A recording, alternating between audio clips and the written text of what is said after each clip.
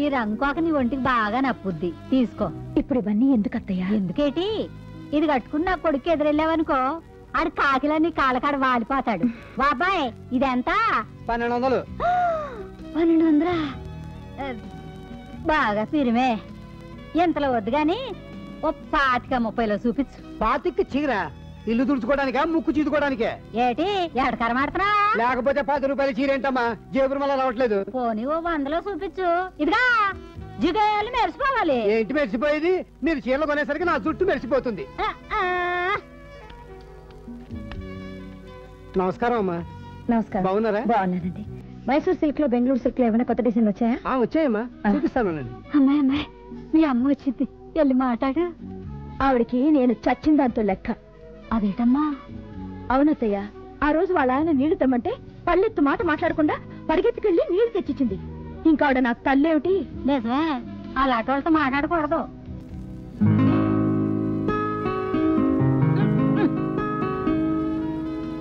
ఇవ్వనమ్మా, చూడండి. ఎవరిని? నిన్నే. నన్నా? అవునరా, ముందు వచ్చిన వాళ్ళు ఒకేసి వెనకొచ్చిన వాళ్ళు చూపిత్ర పెట్టుకో. ఆకలో ఇదిగో తల్లి, నువ్వు కొనవ పెట్టవు, నా ప్రాణాలు ఎందుకమ్మా తీస్తావు? సాసి కట్టానంటే గోప ఆసిపోద్ది.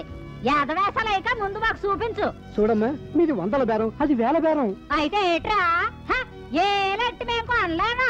నేను తలుసుకున్నానంటే కొట్టు మాత్రం కొనేస్తాను. ఎక్స్క్యూజ్ మీ, నేను వెయిట్ చేస్తాను, తీసుకెళ్లి వాళ్ళకి చూపించండి. థాంక్స్ అమ్మా. ఇంగిలి పీసు చూసుకోండి. ఈ 2 కాకులు తీసుకోమ్మా. ఇంత ఖరీదు ఎందుకు అత్తయ్య? ఉంచమ్మా, నువ్వు మహాలక్ష్మిలా ఉండాలంతే. ఎంతరా? 2 కలిపి 4000. సీపే పొట్టం గట్ట వస్తా. ఇదిగో సేటు గారు, ఈ గాజులు తాకట్టెట్టుకుని బేగి 4 వేలు. ఆగండి, ఆ గాజులు ఆవిడకిచ్చేయండి. ఏటి అక్కర్లేదు, నువ్వు డబ్బులు. దాని బట్టల కోసం మీ గాజులు తాకట్టు పెడతారా? యాదవ గాజులేటి, అవసరమైతే మా ప్రాణాలు ఇస్తాం. అందుకే నా కూతుర్ని మీ ఇంటికి పంపించింది. దాన్ని కోడలుగా కాకుండా కన్న కూతుర్లా చూసుకుంటారనే నమ్మకం ఉండబట్టే ఆ రోజు దాన్ని ఎత్తిన నీళ్లు పోస్తూ ఉంటే అడ్డు చెప్పలేదు. ఆయనలో మార్పు రాదు, పెళ్లి చేసి దీన్ని ఇంట్లో ఉంచుకోవడం కంటే అత్తారింటికి పంపించడమే మంచిదని ఆ రోజు కోపం నటించాను.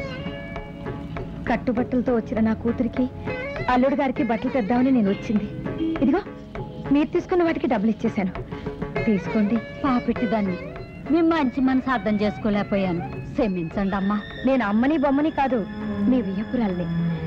ఆ గాజులు తీసుకోండి, వెళదాం. మా ఓడి విషయంలో పంతులు గారు ఏటన్నా మెత్తపడ్డారా? మెత్తపడ్డావా? ఇనప మేకులా ఇంకా గట్టిపడ్డారు. మరి అలా దిగుసూపోతేలదా? మడిసే నాకు కూతంత పట్టు ఇడుపు ఉండాలి కదా. నిన్న కూడా మీ అబ్బాయి విషయం ఎత్తాను. ఏటన్నారు? నువ్వు చచ్చావనుకుని నేనెత్తిన కూడా నీళ్లు పోస్తానన్నారు. ఇదేటమ్మిది, నీళ్ళు పోయడం అంటే మా గొప్ప సరదాగా ఉన్నట్టుంది మీ పంతులు గారికి. ఓ పని చేయండి. ఏమిటి? అమ్మా, నువ్వు కూతంత ఎదరకనాడు. మేము పెద్దవాళ్ళం, పెద్ద పెద్ద మాటలు ఆడుకోండి. నేను పెద్ద మనిషి అయిన దాన్నే, పెళ్ళైన దాన్నే. నా అమ్మ నా తల్లి, నువ్వేనకూడదు. వెళ్ళమ్మా, వెళ్ళండి. 2 అవుతుంది, భోజనానికి ఇంటికి వెళ్ళరా? ఈ రోజు నుంచి భోజనాలు, టిఫిన్లు, రాత్రులు పడక కూడా ఇక్కడే. అదేంటి సరే? ఇంటికెళ్తే చుట్టుపక్కల ఆవులు, పిల్లులు, కోళ్లు తెగరస్ చేస్తున్నాయి. ఇక్కడైతే ప్రశాంతంగా ఉంటుందని. మొన్న భవాని, నిన్న దాని తాత, ఇవాళ వైకుంఠ శర్మ వాడి పిల్లం ఈ అగ్రహారాన్ని మన బ్రాహ్మణికాన్ని కాదని వెళ్ళిపోయారు. ఇలా రోజుకొక్కరు వెళ్ళిపోతే త్వరలోనే ఈ అగ్రహారం మొత్తం ఖాళీ అయిపోతుంది. అందుకే మనం ఏదో ఒకటి చేయాలి. అసలు దీని అందరికీ కారణం చంద్రంగాడు. ముందు వాడిని లేపేస్తే, ఈ విషయం తెలిస్తే వాడు ముందు నిన్ను లేపేస్తాడు. మనం ఏం చేసినా వాడి జోలికి వెళ్లకుండా వాడి పీడ వదిలించుకోవాలి. అయితే ఓ కొత్త స్కీమ్ చెప్తా. మనం జైల్లో కూర్చోడానికి కాదు, ఆ చంద్రంగాడిని జైలుకు పంపించడానికి, అక్కడ ఉరి వేయించడానికి. ఏమిటిది? ఆ ఎస్టీడీ పుత్తు పాలకుట్టికి చంద్రంగాడంటే పిచ్చి ప్రేమ. దాన్ని మనం చంపేసి ఆ చంద్రంగాడికి దానికి కరెక్షన్ ఉందని, అది పెళ్లి చేసుకోమని నిలదీస్తే దాన్ని వీడు చంపేశాడని మనం పుకారు లేవదీద్దాం. దాంతో వాడి పని క్లోజ్. ఐడియా బ్రహ్మాండంగా ఉంది. అయితే ఇంకా ఆలస్యం దేనికి? ఓ 4గురిని పంపించి దాని చావుకి ముహూర్తం పెట్టించే.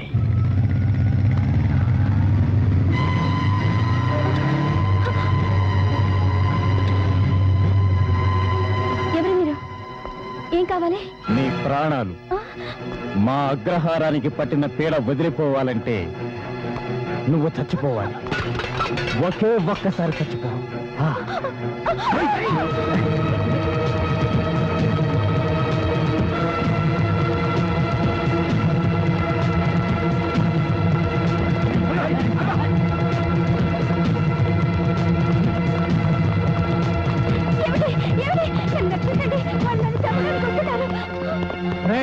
రాష్ట్రుడా నీకు ఇదేం పోయి కాలరా? నోరు మూసుకొని పోరా ముసలి నక్క.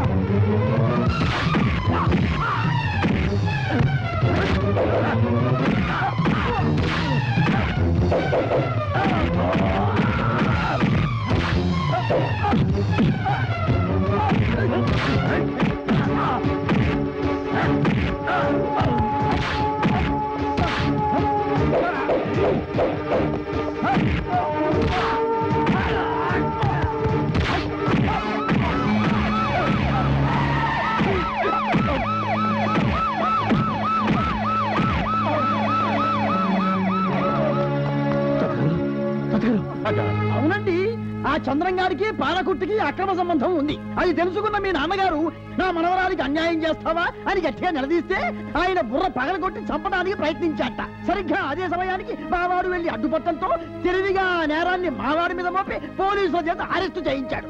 అబద్ధం. పాలకుర్తిని చంపి ఆ నేరాన్ని నా మీద తోసి నన్ను ఊరి నుంచి పంపించాలని చూసింది మీకుడు. ఆ విషయాన్ని స్వయంగా నీకుడికి పోలీసుల దగ్గర ఒప్పుకున్నాడు. వీళ్ళంతా నీ చుట్టూనే ఉంటూ మీ నాన్నగారిని చంపాలని ప్రయత్నం చేశారు. ఆయన ఇప్పుడు చావు బ్రతుకుల్లో ఉన్నారు. మీరు వచ్చి తులసితీర్థం పోస్తే ఆయన తృప్తిగా కన్నుమూస్తారు. ఎంత ధైర్యం నీకు? శాస్త్రి గారు నీ పేటకు రమ్మంటావా? నేను రమ్మంటున్నది మా పేటకు కాదు, ఆయన తండ్రి దగ్గరికి. కొడుకుగా రమ్మంటున్నాను. ఈయన అక్కడికి రారు. కావాలంటే ఆయన్నే ఇక్కడ తీసుకురా. ఆయన కదల్చకూడదని డాక్టర్లు చెప్పారు. ఈయన అక్కడికి రాకూడదని మా కుల కట్టుబాట్లు చెప్తున్నాయి. ఆ కులాన్ని ఈయనకి ఇచ్చింది ఆయనే. ఏమండి, మీరు ఆలస్యం చేయకుండా తొందరగా రండి. నేను రాను. ఆయన మిమ్మల్ని చూడాలని తహతాలు ఆడుతున్నారు. అంతగా చూడాలనుకుంటే ఆయన్నే ఇక్కడికి తీసుకురా.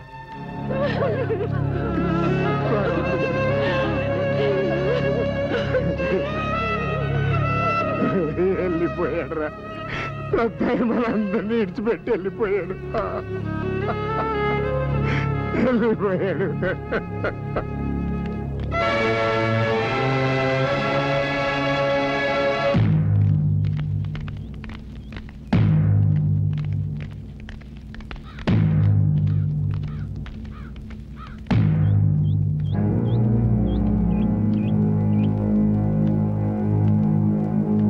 మీ నాన్నగారిని తీసుకొచ్చాం, ప్రాణాలతో కాదు, శవంగా. కన్న కూతురు చచ్చిపోయింది అనుకున్నప్పుడు రాని కన్నీళ్లు కనీసం కన్న తండ్రి చచ్చిపోయినప్పుడన్నా వచ్చాయి. మీ తండ్రి గారు చాలా అదృష్టవంతులు. అపుత్రస్య గతిర్నాస్తి అని మీ శాస్త్రాలే చెప్తున్నాయి కనుక కాదనకుండా తలకొరి పెట్టి మీ తండ్రికి పుణ్యగతులు కలిగించండి.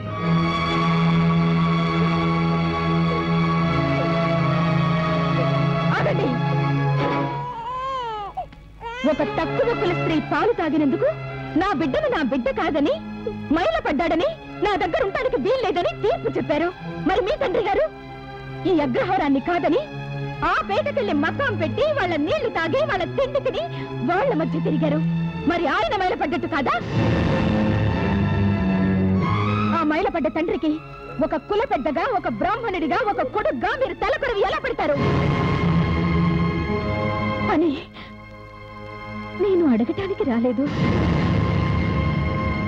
ఆ వ్యక్తికి మీరు తలకొరువు పెడితే మీరు నమ్మిన ఆచారాలు సంప్రదాయాలు మైలపడతాయని మీకు గుర్తు చేయడానికి రాలేదు. వాటికన్నా బంధాలు ప్రేమలు గొప్పవని, ఆ తండ్రికి ఓ కొడుగ్గా మీరు తలకొరువు పెట్టడం మీ ధర్మమని చెప్పటానికి వచ్చాను. రండి. ఎక్కడికి? ఆయనకు తలకొరువు పెట్టడానికి. అనాథ శవాలకు నేను తలకొరువు పెట్టను. కన్న కొడుకు మీరు పెట్టుకుండగా ఆయన అనాథ ఎలా అవుతాడు? నన్ను ఈ అగ్రహారాన్ని కాదని మీ పేటలో ఎప్పుడు అడుగుపెట్టాడో అప్పుడే నాకు ఆయన చచ్చిపోయాడు. నిన్ను మూర్ఖత్వం అంటారు. కాదు, వ్యక్తిత్వం అంటారు. మా అగ్రహారంలో అందరిది ఒకే మాట, అందరిది ఒకే న్యాయం. ఇది మా కుల కట్టడి. కొలం బ్రతుకున్న కూతుర్ని చంపుతున్నప్పుడు, చనిపోయిన తండ్రికి తలకొరివి పెట్టలేనప్పుడు, కడుపులోని బాధని బయటికి చెప్పుకోలేనప్పుడు ఎందుకంటే ఈ కులం ఎవరిని ఉద్ధరించడానికి? ఆది శంకరాచార్యుల కంటే గొప్పవారా మీరు? వివేకానందుడు, రామకృష్ణ పరమహంస కంటే గొప్పవారా మీరు? కందుకూరి, గురుజాడ వాళ్ళందరూ బ్రహ్మణులే కదా. వాళ్ళు ఎవరైనా కులాల పేరుతో మనుషుల్ని విడదీసి అంటరాని వాళ్ళుగా చూడమని చెప్పారా? ఆది మానవుల కులవేమిటి? అసలు మానవ జాతి చరిత్రే సంకర జాతి చరిత్ర. ఇంకా ఎందుకంటే కులం అని మిమ్మల్ని మీరు మోసం చేసుకుంటారు. ఈ రోజుల్లో ఎవరైనా కులాల బట్టే వృత్తులు చేస్తున్నారా?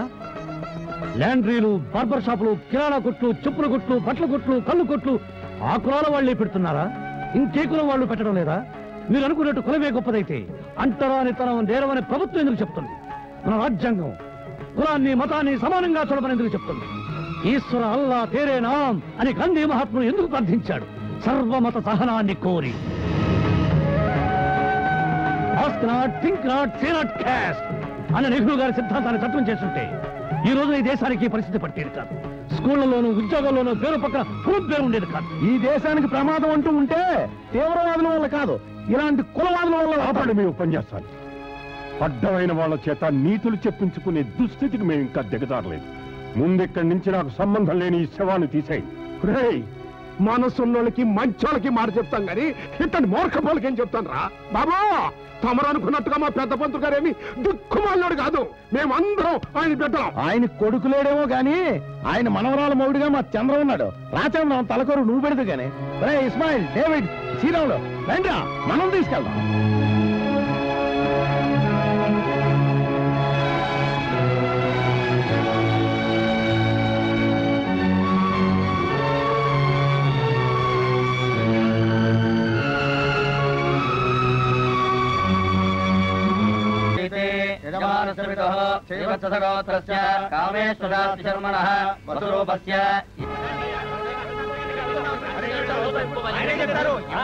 అయ్యా, ఘోరం జరిగిపోతుంది. మన అగ్రహారం అల్లకల్లోలం అయిపోతుంది.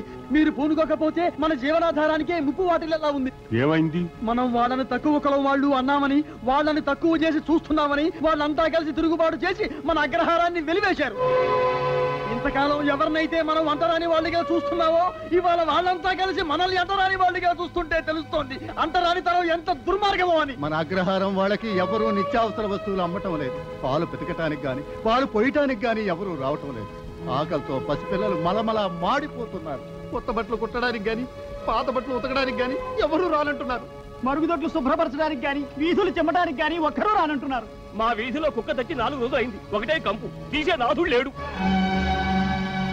ఇంతకాలం అందరూ అన్ని చేసి పెడుతుంటే, మన అవసరాలు తీరుస్తుంటే మనకేమీ తెలియలేదు. ఇప్పుడు తెలుస్తోంది. మనం తినే తిండి నుంచి తొడిగే చెప్పులు, తాగే నీరు, చివరకు మనం ధరించే ఈ యజ్ఞోపవీతం వరకు అందరూ అన్ని చేస్తుంటేనే మనకు వచ్చాయి. మనం పుట్టిన దగ్గర నుంచి కాటికి పోయే వరకు మనం బతకటానికి అవసరమయ్యే వస్తువులన్నీ అన్ని కులాల వారు ఇవ్వబట్టే మన బతుకులు సాఫీగా నడుస్తున్నాయని ఇప్పుడు అర్థమైంది.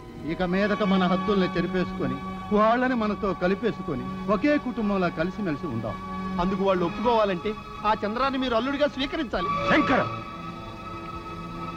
మన కుల కట్టుబాట్ల కోసం, మన అగ్రహారం కోసం కన్న తండ్రిని, కన్న కూతుర్ని కూడా వదులుకున్నాను.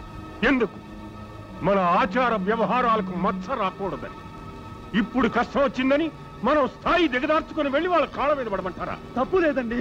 మనలోనూ మన మూఢాచారంలోనూ తప్పుంది. వాటిని సరిదిద్దుకోవడం తప్పు కాదు. రండి. నా బొందిలో ప్రాణం ఉండగా నేను నమ్మిన సిద్ధాంతాల్ని మార్చుకోలేదు. నేను అక్కడికి రాను. అయితే ఈ రోజు నుంచి మిమ్మల్ని మేం వెలివేస్తున్నాం. మేమంతా అక్కడికి వెళ్తున్నాం. పదండి.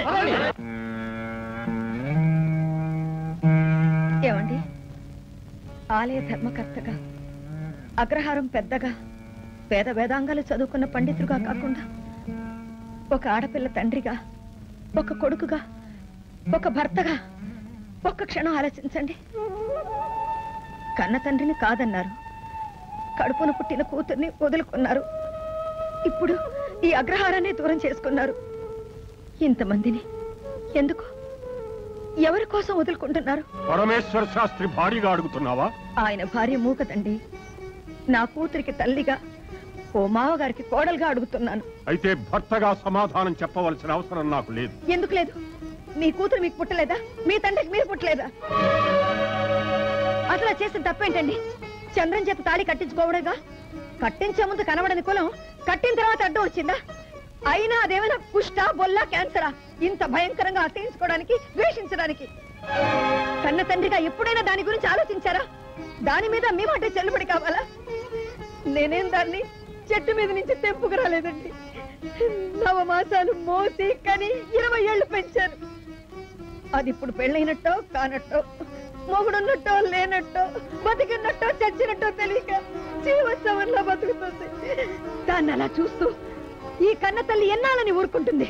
ఏమండి, దాని జీవితాన్ని అలా కాల్చమని ఏ ధర్మం, ఏ శాస్త్రం చెప్పిందండి మీకు? మీకు జన్మనిచ్చిన తండ్రి ఆ గూడెంలో ఉన్నాడని, మైలు పడ్డాడని ఆయనకు తలకొరి పెట్టలేదు.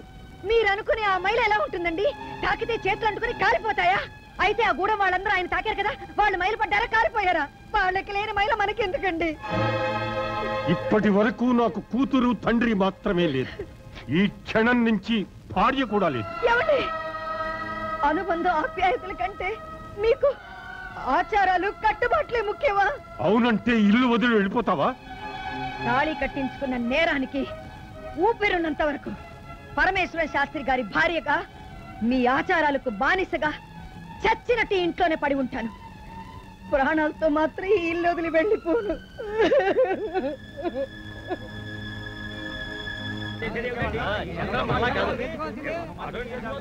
ఏంటిది? ఈ అగ్రహార వాళ్ళందరూ కట్టుకట్టుకుని మన పేటకు వస్తున్నారు. ఏమో మరి.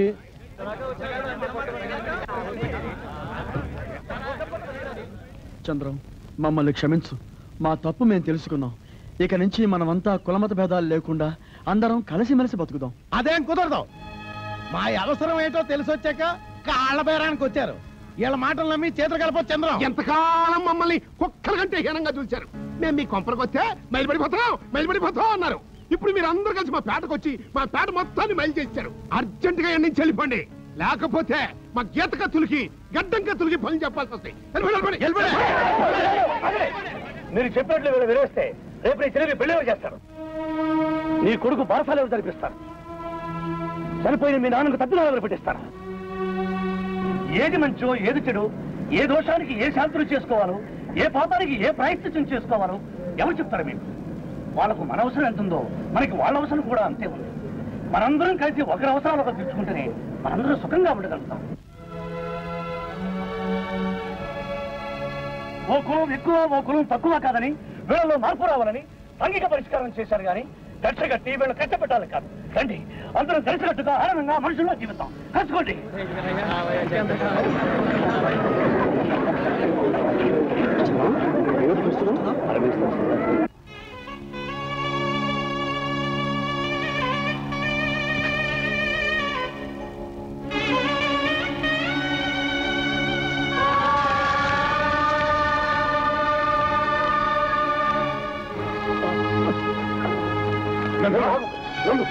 మీరు కోరుకునేది మీరు బాగుంది.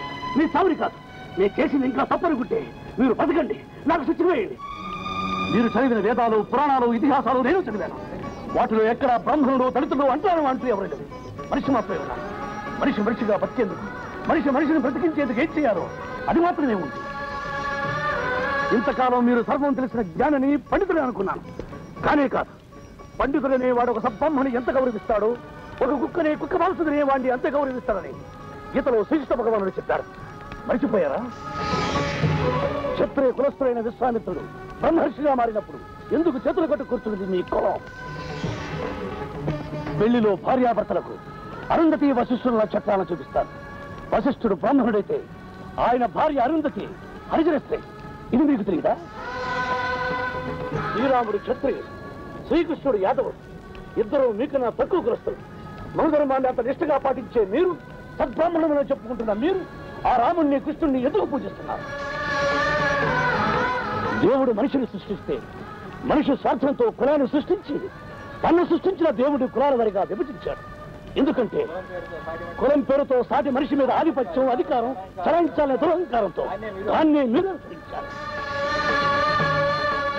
ఇంతకాలం మిమ్మల్ని మార్చగలనే నమ్మకంతో ఉన్నాను. మారటం కన్నా మరణించడమే మంచిదనుకున్న మిమ్మల్ని మార్చలేని అర్థమైంది. మీ కూతురు వెళ్ళో తలగతి మిమ్మల్ని అవమానించాలని ఇంకా మీరు అనుకుంటున్నారు కాబట్టి ఆ ఖచ్చితాన్ని తెచ్చి ఈ ఊరిని మీ కూతుర్ని శాశ్వతంగా పడి వెళ్ళిపోతాను. అల్లుడు, కులాభిమానంతో మానవత్వాన్ని మరిచి అంధకారంలో కొట్టుకుంటున్న నా కళ్ళు తిరిగి మనిషికి కులం కన్నా గుణం ముఖ్యమని, మతం కన్నా మానవత్వం ముఖ్యమని నాకు తెలియజేశాను. చేసిన పొరపాటుకి నన్ను క్షమించు. నేను నాకు దండం పెట్టకూడదు. రెడీ? ఆగండి. ఇప్పుడు తీయండి. అదేమిటి అక్కడ కూర్చున్నారు? ఇలా కుర్చీలో కూర్చోండి. పర్లేదులేండి. మీరు కుర్చీలో కూర్చోబోతే మేము కిందనే కూర్చోండి. అంత పని చేయబాకండి, తమరు పెద్దరు. ఇంకా మన మధ్య పెద్ద చిన్న ఏడు బావగారు. బావగారా? ఇవాళ నుంచి మన ఇద్దరం వియంకులం. ఆయన నన్ను బావగారు ఈయన కూడా అని పిలిచేస్తున్నారా? ఏమండి మీ నోటితోనే మామూలు కూడా అల్లుడు అని పిలవండి. ఒట్టల్లుడు అన్నాం. ఏ పనైనా అదిరే స్థాయిలో చేస్తాడు గనక అదిరింది అల్లుడు అంటాను. మీరు కూర్చోండి. వీళ్ళిద్దరు చేరి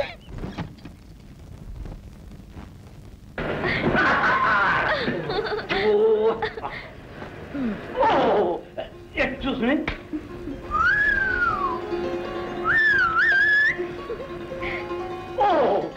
సారీ,